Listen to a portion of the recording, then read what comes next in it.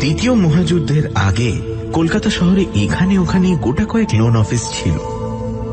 যুদ্ধ আরম্ভ হওয়ার পর তাদের সংখ্যা অনেক বেড়েছে। লোন অফিসের মহাজনী কারবার অতি সরল ও সহজ।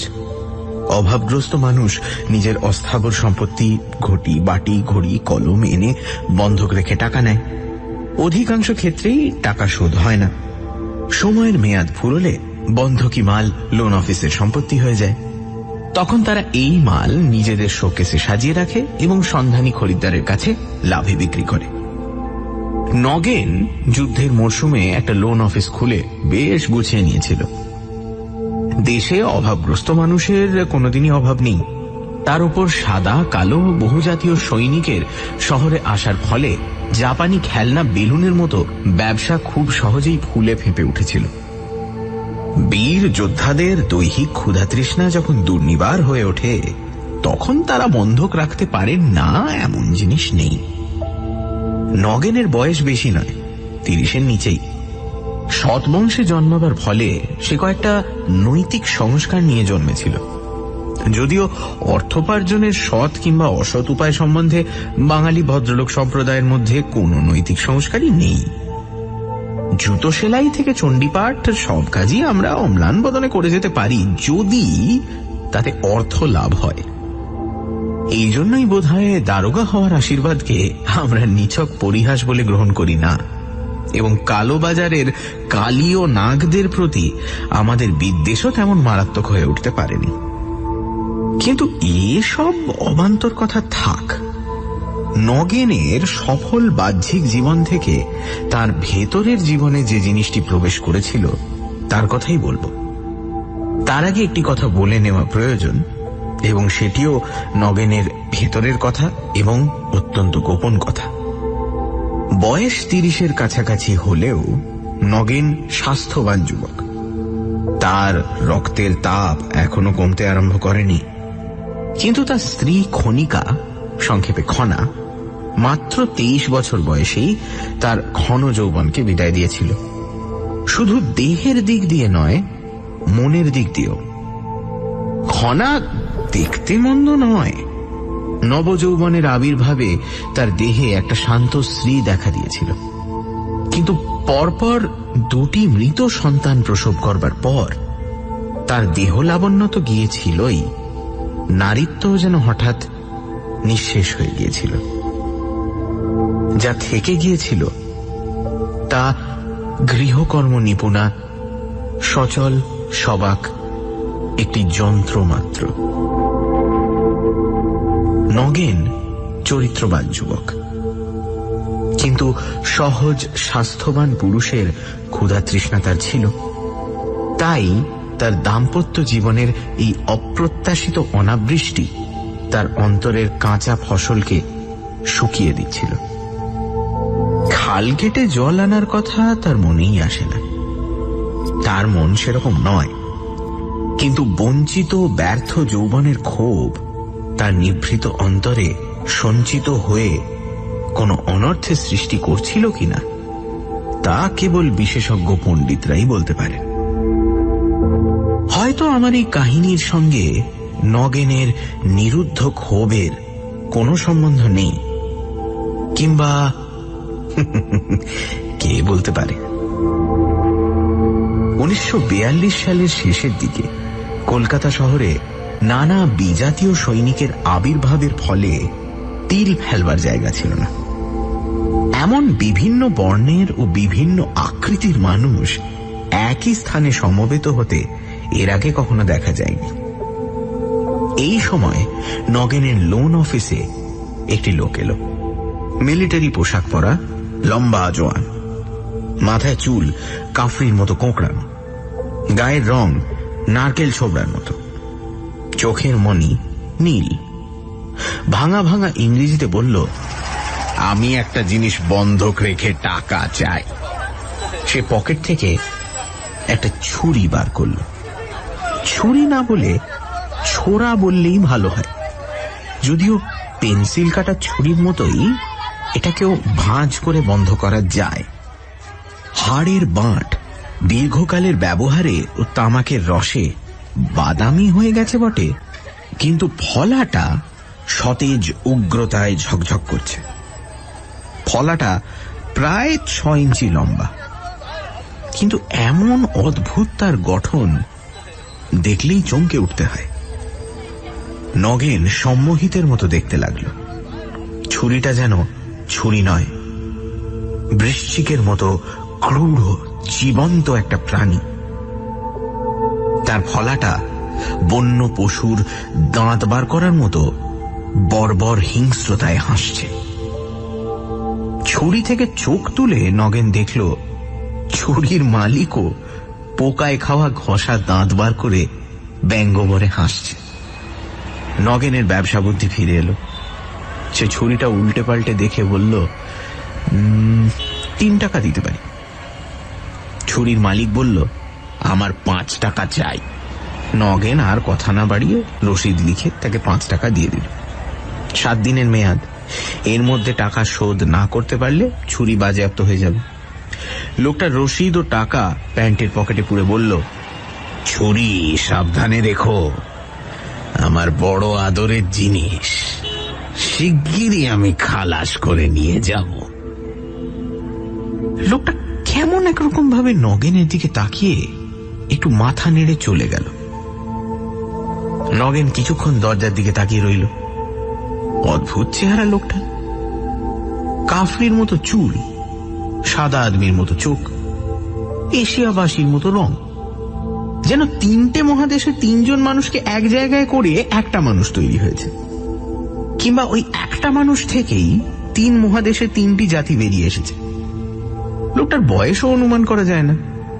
30 বছর হতে পারে, আবার 3000 বছর বললেও অসম্ভব মনে হয় না।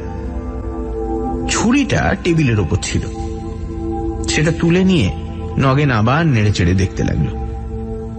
কি ধার! নগেন ছুরির ফলাটা নিজের লোমশ হাতের উপর দিয়ে একবার খুরের মতো টেনে নিয়ে গেল। অমনি লোমগুলো ঝরে পড়ল। সঙ্গে সঙ্গে একটা অপূর্ব আনন্দে তার গায়ে কাঁটা দিতে লাগল। অনুভূতিটা অচেনা নয়, কিন্তু আরো তীব্র, আরো কুটিল, পরকীয়া প্রেমের মতোই গোপন অপরাধের বিষ মেশানো। সেদিন সমস্ত কাজকর্মের মধ্যে নগেনের মন এই ছুরির দিকেই পড়ে রইল। তার মনে হল, লোকটা যদি ছুরি উদ্ধার করতে না আসে তো বেশ হয়, ছুরিটা তার হয়ে যাবে, সে আর কাউকে বিক্রি করবে না। ব্ল্যাকআউটের কল্যাণে সন্ধ্যার সময় দোকান বন্ধ করতে হয়। নগেন ছুরিটা সাবধানে সিন্ধুকে বন্ধ করে দোকানে তালা লাগিয়ে বাড়ি ফিরল। কিছুদিন যাবৎ তার মনটা কেমন যেন নিঃসম্বল হয়েছিল। আজ তার মনে হল সে হঠাৎ গুপ্তধন পেয়েছে। বাড়ি ফিরে সে খনাকে ছুরির কথা বলল না। 2-1 বার বলি বলি করে থেমে গেল। ছুরিটা এমন কিছু দামি জিনিস নয়। তাছাড়া নগেন নিজের মনের মধ্যে যে নতুন গুপ্তধন পেয়েছে, খনাকে তার ভাগ দিতে রাজি নয়। একদিন ছিল যখন তারা মনের তুচ্ছতম অনুভূতিও আদান প্রদান করে সুখী হতো, কিন্তু এখন আর সেদিন নেই। রাত্রির খাওয়া শেষ করে নগেন শুতে গেল। স্বামী স্ত্রী পাশাপাশি ঘরে শোয়। বছরখানেক হলো এই ব্যবস্থা চলছে। বিছানায় শুয়ে কিছুক্ষণ বই পড়া নগেনের অভ্যেস, কিন্তু আজ আর বই পড়তে ইচ্ছে হল না। আলো নিভিয়ে সে শুয়ে পড়ল। ঘুমিয়ে নগেন স্বপ্ন দেখল ছুরির মালিক হাতে ছুরি নিয়ে দাঁড়িয়ে হাসছে। তার নীল চোখে উৎকট উল্লাস। কতগুলো নগ্ন নধর মনুষ্য দেহ তার চারিপাশে তাল পাকাচ্ছে। লোকটা হাসতে হাসতে তাদের দেহে ছুরি মারছে। কিন্তু এ হত্যার লীলা নয়, সহজে ছুরি ওই নগ্ন জীবন্ত মাংসের মধ্যে আমূল প্রবেশ করছে আর রক্তাক্ত মুখে বেরিয়ে আসছে। দেখতে দেখতে নগেনের শরীর উদ্দীপনায় আনজান করতে লাগল। নরম মাংসের ওপর ছুরির এই বারবার আঘাত তার ধমনীর রক্তে যেন আগুন ধরিয়ে দিল। তীব্র উত্তেজনায় তার ঘুম ভেঙে গেল। এমন তীব্র উত্তেজনা সে অনেক দিন অনুভব করেনি। তার সারা গায়ে চামড়া গরম হয়ে জ্বালা করছিল। সে কিছুক্ষণ বিছানায় বসে থেকে আস্তে আস্তে নামল। অন্ধকার হাতড়ে পাশের ঘরে খনার বিছানার কাছে গিয়ে দাঁড়াল। খনা ঘুমোচ্ছে। ঘুমের মধ্যে একটা বিশ্রী শব্দ করে তার নিঃশ্বাস পড়ছে। বিছানায় উঠতে গিয়ে নগেন সরে এলো। বিছানার চারিদিকের হাওয়া খনার নিঃশ্বাসের দূষিত বাষ্পে ভারী হয়ে উঠেছে। একটা দৈহিক বিকর্ষণ নগেনের শরীরের মধ্যে বিদ্রোহ করে উঠল। সে ফিরে গিয়ে এক গ্লাস জল খেয়ে নিজের বিছানায় শুয়ে পড়ল। সানডে সাসপেন্স শুধুমাত্র radio Mirchi 98.3 FM A. It's hot. গল্পের পরবর্তী অংশ ব্রেকের পর।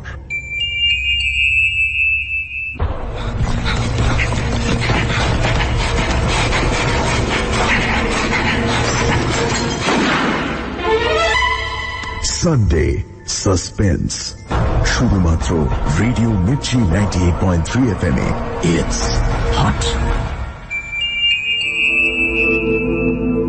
শুনছেন শরদিন্দু বন্দ্যোপাধ্যায়ের লেখা ছুরি। সময়টা দ্বিতীয় মহাযুদ্ধের। নগেন একটা লোন অফিসে মহাজনী কারবার খুলে বসেছে। নগেনের স্ত্রী চিররুগ্ন। দাম্পত্য জীবনের প্রতি নগেনের আর কোনো আকর্ষণ নেই। একদিন মিলিটারি পোশাক পরা একটা লোক নগেনের কাছে একটা ছুরি বন্ধক রেখে গেল। ছুরিটা পাওয়ার পর থেকে নগেনের মনে জেগে উঠল তীব্র উত্তেজনা এবং সে রাতে ছুরিটা নিয়ে একটা অদ্ভুত স্বপ্ন দেখল। তারপর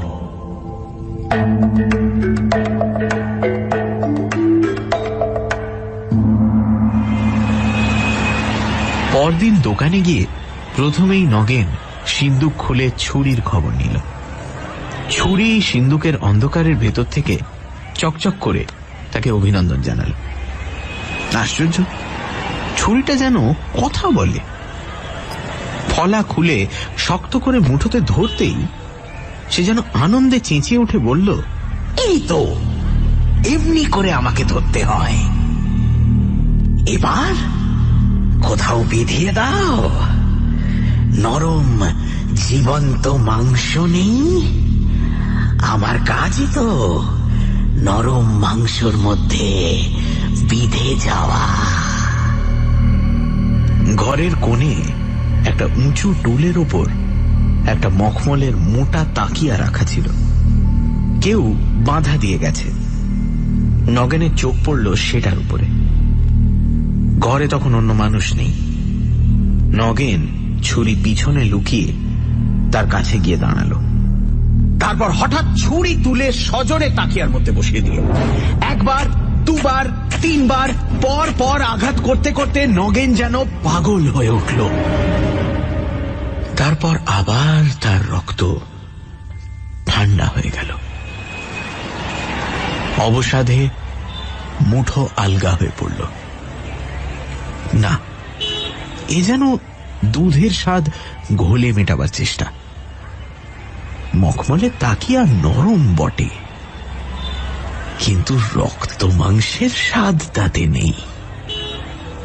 ছুরিটা সস্নেহে সিন্দুকে রেখে দিয়ে নগেন সমস্ত দিন লোন অফিসের কাজকর্ম করল, কিন্তু তার মন এক মুহূর্তের জন্য নিরুদ্বেগ হল না।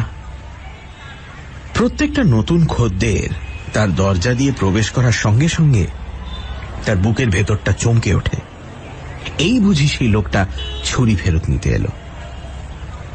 লোকটা অবশ্য এলো না, কিন্তু মাত্র 5 টাকায় ছুরি বাঁধা রাখার জন্য তার অনুতাপ হতে লাগলো। 10 টাকা কিংবা 15 টাকা দিলেই ভালো হতো, তাহলে লোকটা সহজে ছুরি উদ্ধার করতে পারত না। সন্ধে হতে না হতেই নগেন তাড়াতাড়ি দোকান বন্ধ করে ফেলল।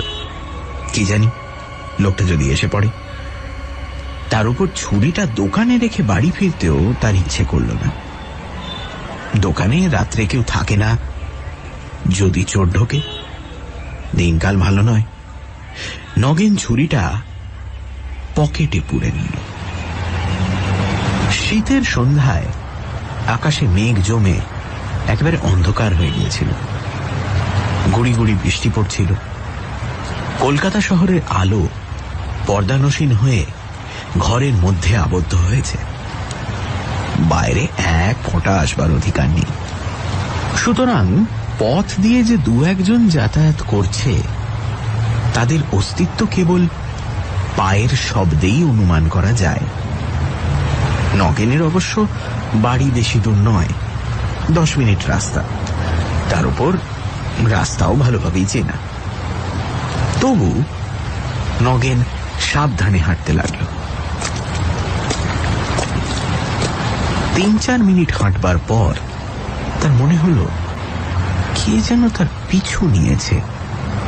পেছনে খস খস শব্দ হচ্ছে। সে সতর্ক হয়ে ঘাড় ফেরালো, কিন্তু অন্ধকারে কিছু দেখতে পেল না। পকেটে ছুরিটা শক্ত করে ধরে সে আরো দ্রুত পা চালাল। পথঘাট নিরাপদ নয়। এই ব্ল্যাকআউটের রাতে ঘাড়ের ওপর গুন্ডা লাফিয়ে পড়লে মা বলতেও কেউ নেই, আর বাপ বলতেও কেউ নেই। পেছনে পায়ের শব্দ কিন্তু থামল না, বরং আরো কাছে আসছে বলে মনে হল। নগেন চলতে চলতে ছুরিটা বার করে ফলা খুলে শক্তভাবে মুঠোতে ধরল। তারপর হঠাৎ ফিরে দাঁড়িয়ে কড়া সুরে বলে উঠল, কে? পেছনে পায়ের শব্দ খুব কাছে এসে থেমে গিয়েছিল। নগেন কিন্তু কোনো মানুষ দেখতে পেল না। কিছুক্ষণ চেয়ে থাকবার পর তার মনে হল নিচে ফুটপাতের কাছে সাদা রঙের কি যেন একটা নড়ছে। সে তীব্র দৃষ্টিতে চেয়ে থাকল। ক্রমশ ওই সাদা বস্তুটা আকার ধারণ করল। একটা সাদা কুকুর, নিতান্তই পথের কুকুর। নির্জন পথে মানুষ দেখে খাদ্যের আশায় তার সঙ্গ নিয়েছে। নগেনের ঘন ঘন নিঃশ্বাস পড়তে আরম্ভ করেছিল। কুকুর বুঝতে পেরে তার ভয় কমল। শক্ত মুঠোতে ধরা ছুরিটা সে মুড়ে আবার পকেটে রাখবার উপক্রম করল। কুকুরটা অস্পষ্টভাবে কুই কুই শব্দ করছে। ফুটপাথের ওপর পেট রেখে ভয়ে ভয়ে একটু একটু ল্যাজ নাড়ছে। নগেনের চোখ দুটো হঠাৎ অন্ধকারে জ্বলে উঠল। সে সন্তর্পণে আবার ছুরির ফলা খুলল। তার শরীরের মধ্যে রক্তের স্রোত প্রবল তোলপাড় করে ছুটতে লাগল। হাঁটু মুড়ে নগেন ফুটপাথের ওপর মাথা নিচু করে মুখে চুক চুক শব্দ করল। কুকুরটা উৎসাহ পেয়ে প্রবল বেগে ল্যাজ নাড়তে নাড়তে হামাগুড়ি দিয়ে তার কাছে এলো। মানুষের কাছে এতখানি সমাদর সে কখনো পায়নি। হাতের নাগালের মধ্যে আসতেই নগেন বিদ্যুৎ বেগে ছুরি চালালো। ঢেউ করে একটা আর্ত চিৎকার। কুকুরটা বেশি দূর পালাতে পারল না, দুপা সরে গিয়েই কাত হয়ে পড়ে গেল। নগেন যখন বাড়ি পৌঁছল তখন তৃপ্তি ও ক্লান্তিতে তার শরীর ভরে উঠেছে। একটু হেসে খনাকে বলল, ক্লান্ত লাগছে, আজ বড় খাটুনি গেছে, একটু শুয়ে থাকি গে, খাবার হলে ডেকো। লুকিয়ে ছুরিটাকে ধুয়ে নগেন তা বালিশের নিচে রেখে দিল। তারপর নিশ্চিন্ত তার নিঃশ্বাস ফেলে বিছানায় শুয়ে পড়ল। কি আরাম!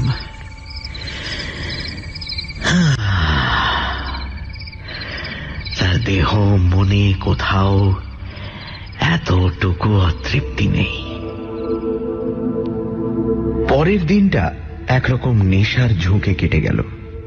সকালে লোন অফিসে যাবার পথে সে দেখল কুকুরটা ফুটপাথে মরে পড়ে আছে। তার পাঁজরার সূক্ষ্ম কাটা দাগ থেকে রক্ত গড়িয়ে পড়ছে। পথচারীরা তার সম্বন্ধে কোনো ঔৎসুক্য দেখাচ্ছে না, পাশ কাটিয়ে চলে যাচ্ছে। নগেনও মৃতদেহটা সম্বন্ধে কোনো ঔৎসুক্য অনুভব করল না।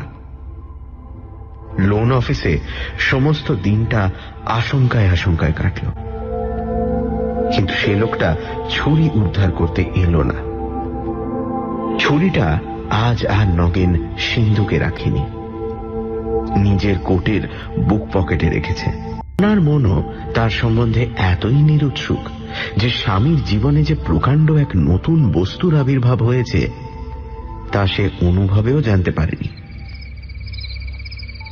গভীর রাত্রে নগেনের ঘুম ভেঙে গেল।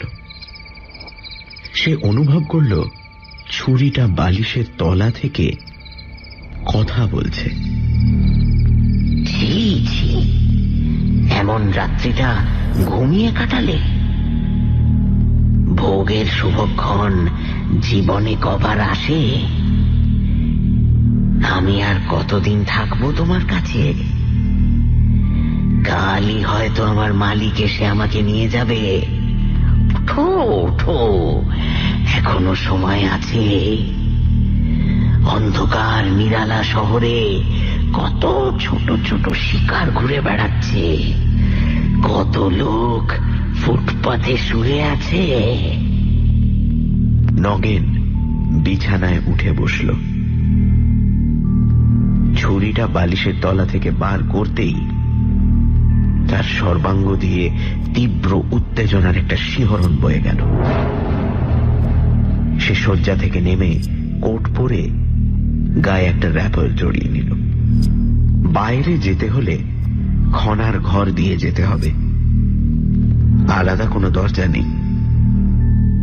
নগেন নিঃশব্দ পায়ে খনার ঘরে গিয়ে দেখল খনা লেপ গায়ে দিয়ে ঘুমোচ্ছে, তার মুখ দরজার দিকে। নিঃশ্বাস চেপে নগেন দরজার দিকে গেল, কিন্তু হুড়কো খুলতে গিয়ে খুট করে একটু শব্দ হয়ে গেল। চমকে জেগে উঠে খনা বলল, কে? ঘরের কোণে তেলের বাতি তখনও নিভে যায়নি। খনা ঘাড় তুলে নগেনকে দেখে বলল, ও তুমি? বলে আবার চোখ বুজল। নগেনের বুকের ভেতরটা ধকধক করে উঠেছিল, কিন্তু খনা যখন কিছু সন্দেহ না করে নিশ্চিন্তভাবে চোখ বুজল তখন নগেন বেশ শব্দ করেই বাইরে গেল। বাইরের খোলা বারান্দায় দাঁড়িয়ে সে ক্ষণিক চিন্তা করল, আর যাওয়া চলবে না। খনা জেগে উঠেছে, তার বুকের মধ্যে অতৃপ্ত কামনা গুমড়ে গুমড়ে গর্জন করতে লাগল। ছুরিটা যেন তার বদ্ধ মুঠোর মধ্যে ফোঁস ফোঁস করে নিঃশ্বাস ফেলতে লাগল। নগেন ফিরে গিয়ে সশব্দে দরজা বন্ধ করে নিজের বিছানায় শুয়ে পড়ল। সানডে সাসপেন্স, শুধুমাত্র radio Mirchi 98.3 FM A. It's hot. গল্পের পরবর্তী অংশ ব্রেকের পর।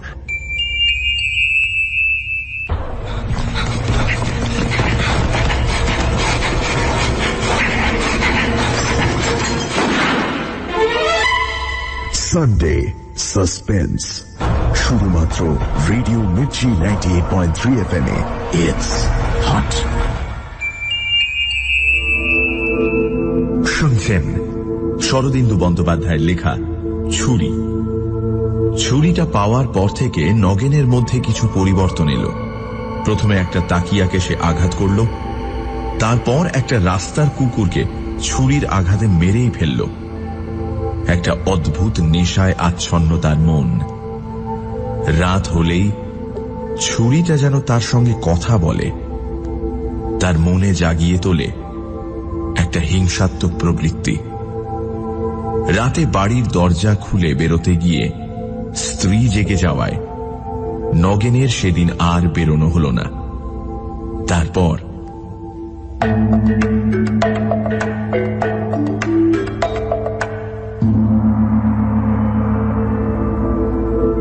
পরদিনটা নগেনের অসহ্য মানসিক অস্থিরতার মধ্যে কাটল। কিছুই ভালো লাগে না, কোনো কাজেই মন নেই, দিন যেন কাটে না। থেকে থেকে একটা দুর্দম আকাঙ্ক্ষা বুকের মধ্যে সাপের মতো ফনা তুলে উঠতে থাকে। এইভাবে দিন কাটবার পর নগেন বাড়ি ফিরল। খেতে বসে খনাকে বলল, শোবার ঘরের দরজায় হুড়কো লাগাবার কি দরকার? বাড়ি তো বন্ধই থাকে, খাল মিছিমিছি তোমার ঘুম ভেঙে গেল। খনা সরল মনে বলল, বেশ, আজ থেকে দরজা ভেজেই রাখবো। রাত্রি ঠিক 12টার সময় নগেন বেড়ালের মতো নিঃশব্দ পায়ে বাড়ি থেকে বের হল। আজ আর খনা জাগল না। বাইরে তখন নিশ্ছিদ্র অন্ধকারের কম্বল মুড়ি দিয়ে কলকাতা শহর ঘুমোচ্ছে। আকাশের তারাগুলো নগেনের মাথার আরো কাছে নেমে এসে তার হাতের ছুরির মতোই নিষ্ঠুর হাসি হাসতে লাগল। নগেন বুক ভরে নিঃশ্বাস নিল। তারপর ক্ষুধার্ত কুকুরের মতো এই অন্ধকারে অদৃশ্য হয়ে গেল। পরদিন সকালবেলা খবরের কাগজ পড়তে পড়তে নগেন দেখল স্টপ প্রেসে ছাপা হয়েছে, গত রাত্রে কলকাতার অমুক গলিতে এক ব্যক্তির মৃতদেহ পাওয়া গেছে। মৃতদেহে 6-7টি ছুরির আঘাতের চিহ্ন ছিল। হত্যার কারণ বা হত্যাকারীর কোনো সন্ধান পাওয়া যায়নি। খবরটা পড়েও নগেনের মনের ভেতরটা প্রশান্ত নিস্তরঙ্গই রয়ে গেল। একটুও চাঞ্চল্য সেখানে দেখা দিল না। কেবল একটি বিষয়ে তার মন সতর্ক হয়ে রইল, কেউ যেন জানতে না পারে। সে রাত্রিটা গভীর স্বপ্নহীন নিদ্রায় কাটল। বাঘ মুষ মেরে আকণ্ঠ খাওয়ার পর যেমন ঘুমোয়, তেমনি আলস্য ভারাক্রান্ত জড়তা ভরা ঘুম নগেন ঘুমল। কিন্তু পরদিন আবার তার খিদে জেগে উঠল। দুপুর রাত্রে আবার সে বের হল। আবার খবরের কাগজে বের হল, রাস্তায় ছুরিকাহত একটি মৃতদেহ পাওয়া গেছে। কিন্তু এ নিয়ে বিশেষ হইচই হল না। সারা পৃথিবী জুড়ে হত্যার যে মত্ত তাণ্ডব চলছে, তাতে সামান্য একটি মানুষের মৃত্যু কাউকে উত্তেজিত করতে পারল না। এইভাবে 7 দিনের মেয়াদ ফুরল। প্রায় রোজই একটি করে বলি পড়ল। 7ম দিনে দোকানে যেতে যেতে নগেন মনে মনে মতলব করল, আজ যদি লোকটা ছুরি উদ্ধার করতে আসে সে বলবে ছুরি হারিয়ে গেছে, তোমার যত ইচ্ছে দাম নাও। ছুরি সে কিছুতেই ফেরত দেবে না। কিন্তু লোকটা এলো না। সন্ধে 5টা পর্যন্ত দেখে নগেন তাড়াতাড়ি দোকান বন্ধ করে ফেলল। তারপর ছুরি পকেটে নিয়ে বেরিয়ে গেল। তার যেন আনন্দ আর ধরছে না। ছুরি এখন তার, আর ফেরত দিতে হবে না। সে অনেকক্ষণ রাস্তায় রাস্তায় ঘুরে বেড়াল। তারপর অন্ধকার হতে বাড়ি ফিরল। নিজের শোয়ার ঘরের নির্জনতায় নগেন ছুরিটা খুলে পরম স্নেহে নাড়িয়ে চাড়িয়ে দেখল। কি সুন্দর জিনিস! এমন অপূর্ব বস্তু পৃথিবীতে আর আছে কি? ছুরিটাকে সে নিজের বুকে, গলায়, গালে ঠেকাল। তার দেহ আনন্দে রোমাঞ্চিত হয়ে উঠল। তারপর হঠাৎ ঘরের বাইরে খনার সাড়া পেয়ে সে তাড়াতাড়ি ছুরিটা বালিশের তলায় লুকিয়ে ফেলল। সে রাত্রে ঠিক 12টার সময় তার ঘুম ভাঙল। ছুরি যেন খোঁচা দিয়ে ঘুম ভাঙিয়ে দিল। নগেন সম্পূর্ণ সজাগ হয়ে উঠে বসল। ভেতর থেকে তাগিদ এসেছে, আজও বাইরে যেতে হবে। আজ ছুরিটা প্রথম তার নিজস্ব হয়েছে। আজকের রাত্রি বৃথা না যায়। খনার ঘর দিয়ে যাওয়ার সময় খনার বিছানার দিকে তার দৃষ্টি পড়ল। দরজার দিকে যেতে যেতে সে থেমে গেল। অল্প আলোয় ঘরের বিছানাটা অস্পষ্টভাবে দেখা যাচ্ছে। চুম্বক যেমন লোহাকে আকর্ষণ করে, তেমনি বিছানাটা নগেনকে টানতে লাগল। নগেন সতর্কভাবে বিছানার পাশে এসে দাঁড়াল। খনাকে দেখা যাচ্ছে, তার গায়ের লেপ সরে গেছে। ঘুমের মধ্যে তার দেহটা বিকলাঙ্গের মতো অদ্ভুত আকার ধারণ করেছে। খোলা মুখ দিয়ে সশব্দে নিঃশ্বাস প্রশ্বাস বইছে। বিরাগ ও ঘৃণায় নগেনের মুখ বিকৃত হয়ে উঠল। এই বিভৎস বিকলাঙ্গ মূর্তিটা তার স্ত্রী। একে নিয়ে সে জীবন কাটাচ্ছে। ছুরিটা ফিস ফিস করে তার কানে বলতে লাগলো, বাইরে যাওয়ার দরকার কি? একেই শেষ করে দাও। এই তো সুযোগ। দ্বিধা করছো? ছি ছি, সারা জীবন ধরে এই মরাধারি করে বেড়াবে? নাও নাও, আমি তো রয়েছি। বসিয়ে দাও ওর বুকে। জীবনের রং বদলে যাবে তোমার। আবার বিয়ে করতে পারবে নতুন বউ। শুনতে শুনতে নগেন পাগল হয়ে গেল। তারপরের কয়েক মিনিটের কথা তার মনে নেই। যখন মাথাটা পরিষ্কার হলো, তখন সে দেখল বিছানার উপর হাঁটু গেড়ে বসে সে খনার বুকের উপর ছুরি বসাচ্ছে।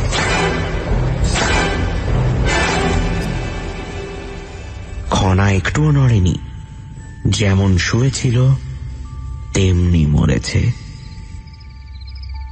সম্পূর্ণ জ্ঞান ফিরে আসার পর নগেন সভয়ে একবার ঘরের চারিদিকে তাকালো। তারপর খাট থেকে নেমে দাঁড়ালো। পাগল হয়ে এই কি করল সে? নিজের ঘরে খুন করল। এখন লাশ সরাবে কি করে? পাড়ায় জানাজানি হবে, পুলিশ আসবে। পুলিশ নিশ্চয়ই বাড়ি খানাতল্লাশ করবে। তখন তো ছুরিটা বেরোবে। মেঝে বসে পড়ে দু হাঁটুর মধ্যে মাথা গুঁজে নগেন ভাবতে লাগল। ছুরিটা রক্তমাখা ঠোঁটে তার কানে কানে কথা বলতে লাগল। 5 মিনিট পরে নগেন তড়াক করে উঠে দাঁড়াল। আছে, উপায় আছে। সে খনার হাত থেকে সোনার চুড়িগুলো খুলে নিল, গলা থেকে হার টেনে ছিঁড়ে পকেটে পুরল, তারপর নিঃশব্দে বাড়ি থেকে বেরিয়ে গেল। ছুরি ও গয়নাগুলো সে লোন অফিসে লুকিয়ে রেখে আসবে। তারপর অবয়বহীন ছায়ার মতো সে পথ দিয়ে ছুটে চলল। 10 মিনিটের পথ 5 মিনিটে অতিক্রম করে দোকানের রাস্তায় পড়ল। দোকানের বন্ধ দরজায় ঠেস দিয়ে কে একজন বসে আছে। খুব কাছে না আসা পর্যন্ত নগেন তাকে দেখতে পেল না। দেখে চমকে উঠল। লোকটার মুখের কাছে অঙ্গারের মতো চুরুটের আগুন জ্বলছে। নগেনকে দেখে সে উঠে দাঁড়াল, মুখের কাছে মুখ এনে বলল, আ। নগেন চিনল ছুরির মালিক। সে জড়বৎ দাঁড়িয়ে রইল, তার মাথা আর কাজ করছে না। এই অভাবনীয় পরিস্থিতির ফলে যেন অসাড় হয়ে গেছে। লোকটা বলল, সন্ধ্যে থেকে এখানে বসে আছি, এত তাড়াতাড়ি দোকান বন্ধ করেছিলে কেন? আমার ছুরি দাও। লোকটা হাত পাতল। পকেটের মধ্যে ছুরি ও গয়নাগুলো একসঙ্গে ছিল। নগেন যন্ত্রচালিতর মতো সবকিছু বার করে তার হাতে দিল। লোকটার মুখে চুরুটের আগুন একটু উজ্জ্বল হল। সে সামনে ঝুঁকে পড়ে সেই আলোতে হাতের জিনিসগুলো পরীক্ষা করল। তার নীল চোখ দুটো ও মুখের খানিকটা দেখা গেল। একটা অমানসিক উল্লাস তার মুখে ফুটে উঠল। গলার মধ্যে চাপা হাসির খসখস শব্দ।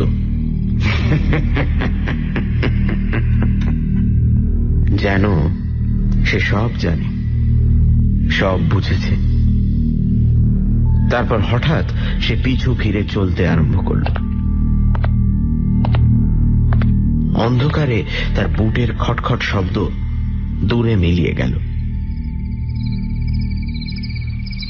নগেনের মনে হল তার দেহ মনের সমস্ত শক্তি ফুরিয়ে গেছে। দুর্বহ অবসাদ ও ক্লান্তি তাকে চেপে মাটিতে মিলিয়ে দেওয়ার চেষ্টা করছে। এই কদিন সে একটা প্রবল নেশায় মত্ত ছিল, তা সে নিজেই বুঝতে পারেনি। আজ হঠাৎ ছুরিটা চলে যাওয়ার সঙ্গে সঙ্গে প্রতিক্রিয়া আরম্ভ হয়েছে। পা দুটো অতি কষ্টে টেনে টেনে সে বাড়ি ফিরল। খনার শোবার ঘরে ঢুকে বিছানার উপর খনার রক্ত মাখা মৃতদেহটা দেখে সে ভয়ে আর্তনাদ করে উঠল। সে জানে সে নিজেই এ কাজ করেছে, তবু যেন এর জন্য সে দায়ী নয়।